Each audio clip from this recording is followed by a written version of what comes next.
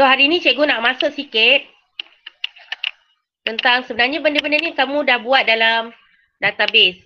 Tapi cikgu mungkin tak berapa jelaskan. Kita maksudnya sambil kita buat tu, awak tanya saya jawabnya. Maksudnya tak formal lah. Okay, sambil-sambil kita buat kerja khusus, projek based learning, kita belajar. Okay, hari ni cikgu nak beri keterangannya. Alright, boleh tengok, nampak slide cikgu Okay, so hari ni kita akan belajar tentang tajuk 3.2.7 iaitu membina, mengemaskini, membuat sandaran backup, memulihkan pangkalan data ataupun restore. Okey, membina, mengemaskini kita memang dah buat sebenarnya. Kita dah bina database kita dah kemaskini. Okay, kita dah create new database. Ada orang create quiz Aisyah. Cikgu buat nama database cikgu, Tika dia buat quiz Atika. Quiz hari tu cikgu perasan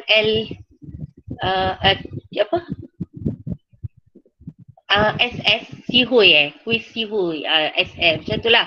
Okay, kemaskini pun ada yang dah buat, sebahagiannya diorang cikgu suruh ubah nama database, kamu pun buat rename nama database. Ada pula yang buat ubah nama table. Okay, ada yang hapuskan table tu, buat table baru. Okay, itu semua dalam kemaskini. Okay, sandaran atau backup. Bila kita bangunkan database, kita kena buat backup supaya kita dapat simpan apa yang kita dah buat. Kalau berlaku sesuatu kecemasan macam berlaku kerosakan laptop dan sebagainya, kita dah ada backup kat situ. Okay, dan yang ketiga, restore.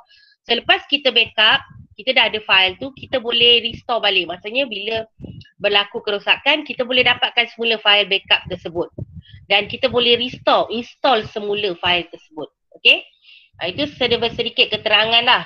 Okay, apa yang kita boleh buat dengan database ataupun pangkalan data. Kita boleh bina, kemaskini, buat backup dan restore.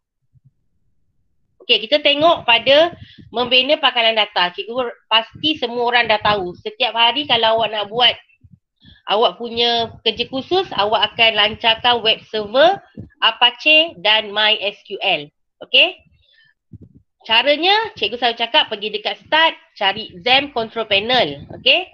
Okay, apakah langkah seterusnya selepas XAMPP control panel dah di launching, okay, dah dilancarkan. Okay, siapa tahu lepas control panel dah launching, kita kena buat apa?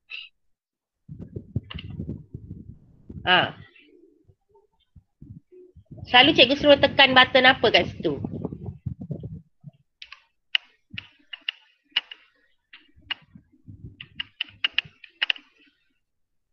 Siapa ada jawapan? Lepas kita buka XAMPP control panel, kita kena buat apa?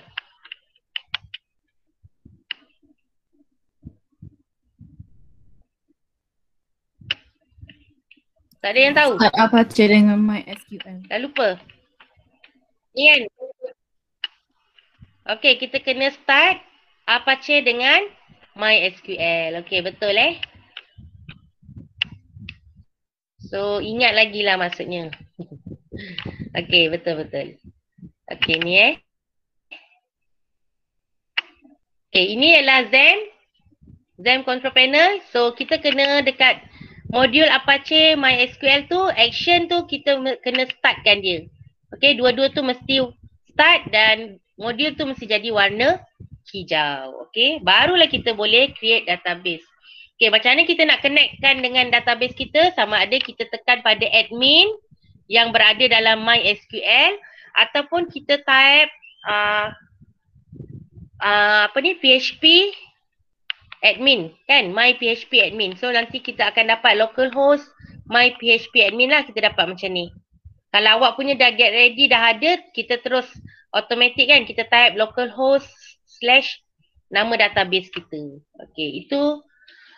Okay, so untuk langkah yang pertama, untuk create database, kita kena pergi dekat databases. Okay, databases ataupun dekat dalam ni kita ada new. Okay, kita klik new. Kalau untuk permulaan kamu tak pernah buat, dia tak ada database ni. So kena klik kat databases. Okay, kat sini create database, kita letaklah nama name. Okay, collection ni kita kena pilih yang UT 8.8 tak saya cikgu. Dan tekan button create.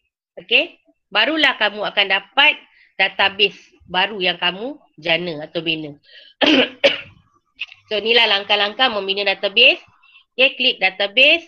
Masukkan nama pangkalan data, okay, dalam ruangan kotak create database. Okay, pada ruangan collection, pilih UTF-8, general CI dan klik butang create. So, selesai kamu membina database. Okay, yang ini pula ialah langkah-langkah mengemas kini database. Okay, selepas kamu login database macam biasa, okay, kamu klik pada pangkalan data yang hendak dikemas kini. Okay, pilih structure dan ubah nama medan dengan menggunakan change. Kalau nak ubah nama medan, kalau nak hapuskan medan gunakan drop. Okay, ni pun dah cikgu pasti kamu dah ada pengalaman buat Okay, ni gambarnya lah. Okay, table pengguna, kalau kita nak ubah, kita boleh tekan drop, kita boleh klik kat dia, ada change dan sebagainya. Okay, okay, membuat sandaran backup dalam pangkalan data. Yang ini kamu memang tak pernah buat lagi. Okay, so lepas ni nanti kamu cuba buat, okay, buat backup dan kalau line internet kamu okay, kamu masukkan backup kamu tu ke dalam apa tu? Cuba masukkan dalam fail kerja khusus. Okay, tapi kita pun tak banyak lagi buat database table, belum banyak jana kan. Okay, apa tujuan membuat fail sandaran ataupun backup pangkalan data? Okay, tujuan utamanya untuk memastikan keselamatan data terjamin. Okay. Supaya jika berlaku apa-apa kerosakan atau kehilangan data. Maksudnya kalau kamu dah buat backup, kemudian hari berlaku kehilangan data ataupun file kamu corrupted. Okay, database tu. So kamu sekurang-kurangnya kamu dah ada file backup. Jadi kamu tak perlulah nak create semula database tu. Just restore semula je file backup tersebut. Okay, macam mana kita nak buat file backup? Kita tunjuk kat gambar. Okay, dekat export. Okay, dalam kita punya database, pergi dekat export. Okay, klik dulu kita punya database. Okay, contoh cikgu nak backup quiz Shima. So, cikgu klik dekat quiz Shima ni. Okay. Kemudian cikgu pergi dekat button export. Dekat atas tu, kalau kamu perasan kan ada banyak structure, SQL, search query, export, import, operation. Okay, semua tu berfungsi sebenarnya. Okay, klik pada export. Okay, dekat new template, kamu letakkan nama file yang kamu nak backup. Contoh, cikgu letaklah quiz Shima backup. So, cikgu tahulah okay. Kemudian kamu klik go. Itu saja untuk buat backup. Nanti dia akan backupkan, dia masuk dalam download. Okay. Samalah ni yang mana tadi? Ni dia. Okay. Macam ni klik pangkalan data. Yang ni dia bagi contoh DB pelajar, klik export. Okay, dekat new template, tulis DB pelajar backup, klik butang go. Okay. Okay, selepas kita buat backup, dia akan sediakan kita satu file backup. Okay. Jika berlaku masalah, so kita boleh restore semula file tersebut. Okay, ini ialah cara-cara macam mana kita nak restore pangkalan data. Okay, sama dah lepas masuk pangkalan data kita, klik pada menu import. Okay, lepas tu pada file import, klik bang choose file, pilih file yang kamu nak restore semula. Macam tadi cikgu dah buat quiz Shima backup, so cikgu ambil file tersebut. Okay, cikgu uploadkan dia dalam choose file dan cikgu klik go. Alright. Okay. Ni dia Okay, ini. Okay, cikgu klik butang import. Okay, selepas klik nama database, cikgu klik butang import. Okay, dekat choose file, cikgu klik choose file, dia akan keluar. Dia suruh kita cari dekat mana file yang kita backup hari tu. Okay, kita ambil file yang kita backup tu. Contoh quiz Shima backup.